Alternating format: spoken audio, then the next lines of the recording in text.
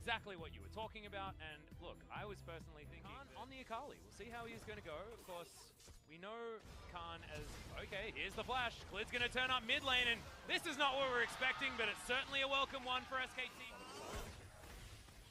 Oh, it's the dream, isn't it? You don't have... Okay, Whoa! There's the kickback. Sangyun, special delivery, but it's a miss on the ultimate.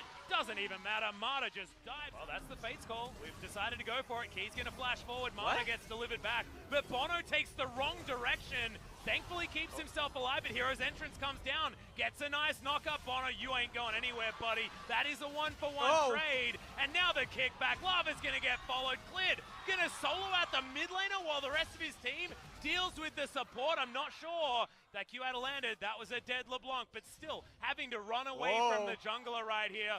Q wins the cooldown. There it is! And you can hear all the fans are Free Mountain Drake after we remember how many wards were invested. backwards. So to try to divert attention and maybe do fog of war play inside of the jungle, but nonetheless, Klid was able to eventually get onto him. And as we come back to live, this is what you want, because you don't want to have this SKT not be able to perform to that level. And Lava is going to die at the hands of it. Winds of War. It doesn't feel like it's a war anymore. This feels like just one team being way better than another. well, Oh man, it's just picks after picks. Braum pretty damn good at it if he finds you in the jungle. That's the ultimate. well basically 100% HP. This is more reminiscent of that perfect game that they were able On Ezreal, you have the Iceborne Gauntlet. You have Lee Sin, looks like he's building into Knight's Vow. And at this point, if you just get a Seeker's Arm Guard into... That's definitely the scary part. And here we go, they're all in. And Galio is so yet close. again. And in fact, SKT just take this as their turn. Key almost dies before doing anything. Klid's gonna kick back Tal. World Ender has to be used. And that is a lot of value on the Proto Belt. Key able to get out of the way of the Winds of War. But SKT just say, all right, head back to your fountain. That's fine. We'll just take your inhibitor. Yeah, and okay. All right, well, Lava having to back up right there. The inhibitor is now exposed. SK Telecom not going to take it. I love this. Well, why is it so good? Well, LeBlanc's an assassin, and so is Nocturne, and they have to go in on one of your teammates, in which case, because you have basically free, because they are going to kill it so quickly, especially for how accelerated they are and how much damage there is. Being in this lane is not accomplishing anything. And Faker's going to face check though, and there's a headbutt back. This could be a big problem, but he is going to get the taunt off. Colossal Smash is indeed that, but Mata comes over. He only has a Winter's Bite to add a little bit of oomph to your Baron capture. Wow. Hold that thought. Gonna get headbutted back. Redemption gonna come down to keep him alive. He lands every skill shot and goes into stasis. Vital has the perfect flank, and this time Aatrox is gonna get it right, and SKT get routed. It only took us 5 minutes. And Faker can play keeper here.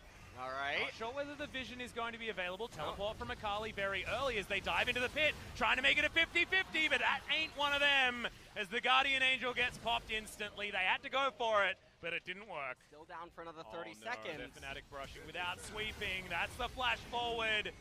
Fate's call comes in, but Sangyun, can he deliver the... Oh no. Man, that was like... That was the wrong way. That was special delivery. Oh man. He asking SK Telecom they need a sub support.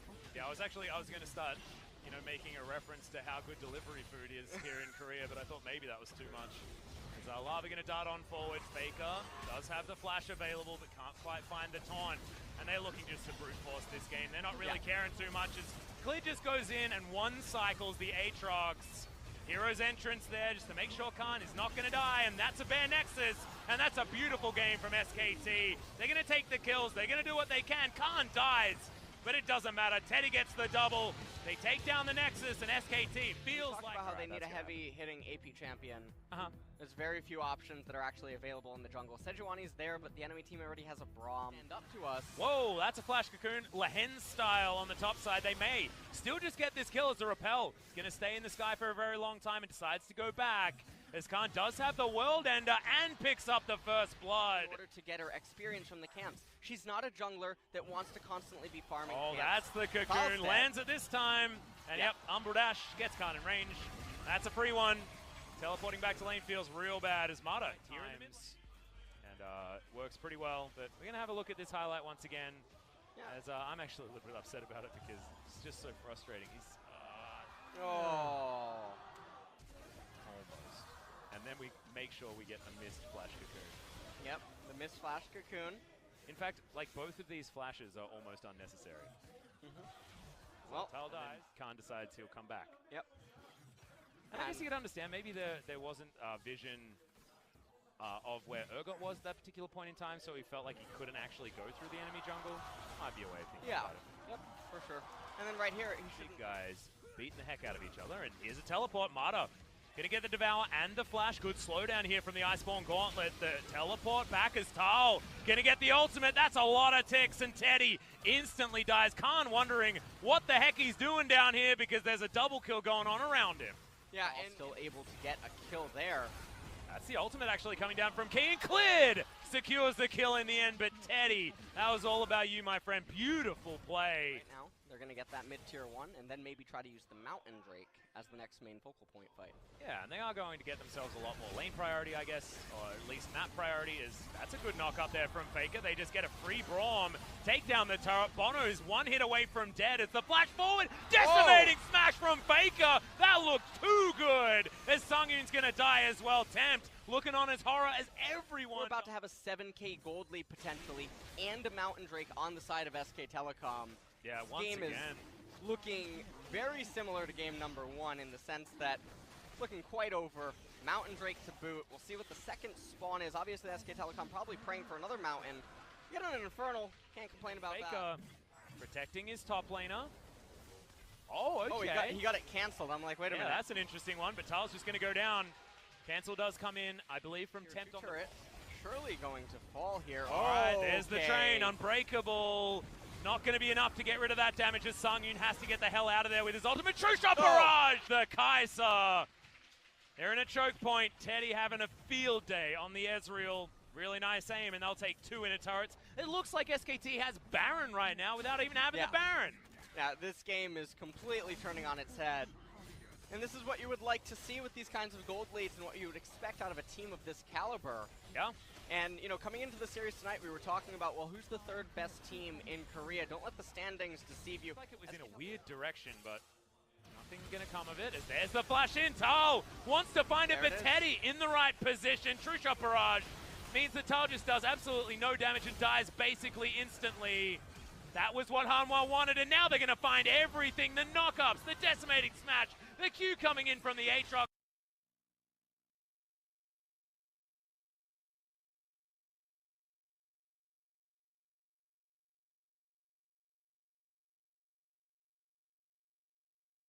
And Khan helps just wipe the floor with Hasnwha Life. Abyssal Voyage means they're not done yet. Key gonna go down, Infernal Chain's not going to arm, but Tempt is dead on the bottom side, and SKT are looking for a clean ace at 22 minutes with a broken base already. Yeah, I actually think this is the game because Faker, even if they kill him, Scion passive is able to persist on, but the members coming up, I mean, you have Thal, but he doesn't have his ultimate available. There's a sizable minion wave demolish on some of these champions. Yep, we are going to stack up these demolish procs, but look, both Nexus turrets dying at about the same time. 5 members of SKT closing in on this Nexus. Okay. They are going to back away as Tal doesn't have Slicing Maelstrom. How about an Infernal Drake? SKT will pick that one up. Looking to go to the Baron next. Know what you want. As Faker's just going to try it again without his ultimate this time, as Hasnwha Life are in a position to actually get punished by this. Good Unbreakable denies the True Shot barrage, but there's just too much money on SKT. Tempt has to just see his death, gets knocked up and smacked down by SKT. And that's going to be the end of the game with Urgot falling. There's no way the Hasnwha Life team composition can resist this. Down 15,000 gold in an Infernal. Yeah, 15,000 gold, but also there's no Nexus turrets here either. Oh, that knock up onto Sungyun was disgusting as Bono takes half of his health bar just from incidental damage. Hasnwha Life, they will try it again with the Slicing Maelstrom. Can they actually get it done? But Khan has the World Ender. They've got the Infernal Chains. They've got Faker in there with the Decimating Smash, and they don't even care about winning the game right now. They want more kills. SKT wants a clean 2-0, and man, it doesn't come much cleaner than that, bar maybe a weird face check and this dance on the enemy fountain. SKT feels like they're back, but we'll have to see against some different opposition.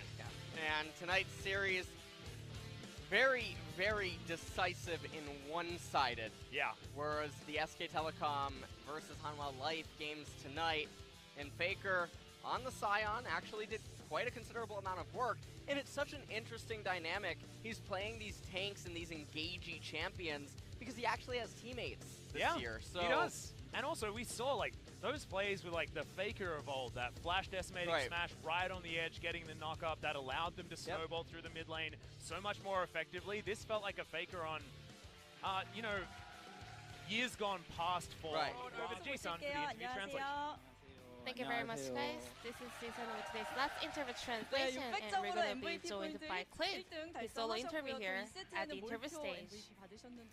All votes went for you, Clint, today. How do you feel? So, yeah, this was the last game for the first round robin, and also before the long holiday break, so I really wanted this win. Teddy is not joining with you for the MVP interview. Is there a message for him? I hope you don't die next game, and let's get MVPs together. Game 1, Lee Sin was really impressive. There were a lot of ganks from you. So how do you rate Lee Sin as a champion currently? It doesn't have a specific counter. And also, if you're confident with playing in it, I think it's a really nice champion right now. There were a lot of ganks in the bot lane especially. So the first gang here, you're avoiding the vision of the opponent, so whose call was that? Mara told me in advance that the opponent can be here, so I actually expected there could be a ward, but yeah, we were lucky to pull that up and make a kill over there. Ult Flash, were you confident enough? Yeah, I always have confidence, and I calculated all the things over there. So after those two ganks in bot lane kind of turned the game to SK Telecom's side. So were you having a confidence that you're going to close out the game easily? Yeah, when the Baron popped up, I had the confidence that we were really in a lead and we will be able to close out the game.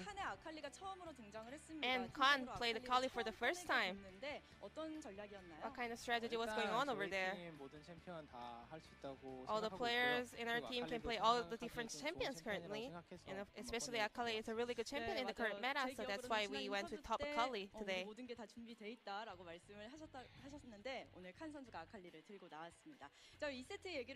And let's move on to game 2. Alyss. There are a lot of ganks in the early game. Were you trying to carry the game on your own? In the Griffin series last time, we were really looking very bad, and we were kind of got the one-sided defeat, so I really wanted to show better performance today. Game 2, there were a lot of ganks in the top lane, mostly. 2 ganks in a row, you were hiding in the brush. We expected the both top laners to use the TP, so yeah, things went well as I planned. What are your thoughts about Alyss right now? I play all the champions with enough confidence, and also I'm feeling comfortable with playing any different kind of champions. Is there any tips for landing your cocoons? You have to see how the opponents are dodging the skill, how they sidestep before you use your skill. Who's your personal MVP for today's series? Mara wasn't really feeling well today, but he gave us a lot of shot calls and a lot of decisions, so I think he deserves the MVP as well. Well, he has a stomach ache a little bit. He's not feeling well. I hope he gets well soon. So this was the last series before the long holiday break. And your next opponent will be Kingzone Dragon next. We have to find out who's going to be the third place here. Well, Kingzone is really in a really good rhythm and form, so but we still can, I think we can really do well if we just get rid of our mistakes, so I believe we can pick up great results. And you are part of the C family from the jungle in the Cloud Templar Clid. Is it Cloud Templar over there?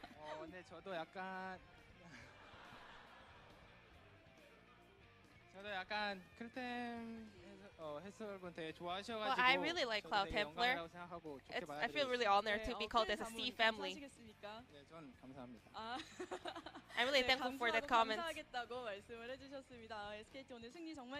So congratulations on your win today, and hope you have a really good rest during the break. Let's say goodbye to the fans. Bye bye. All right, let's bring it back to the League of Legends, guys. We have a look at the standings at the end of week 3.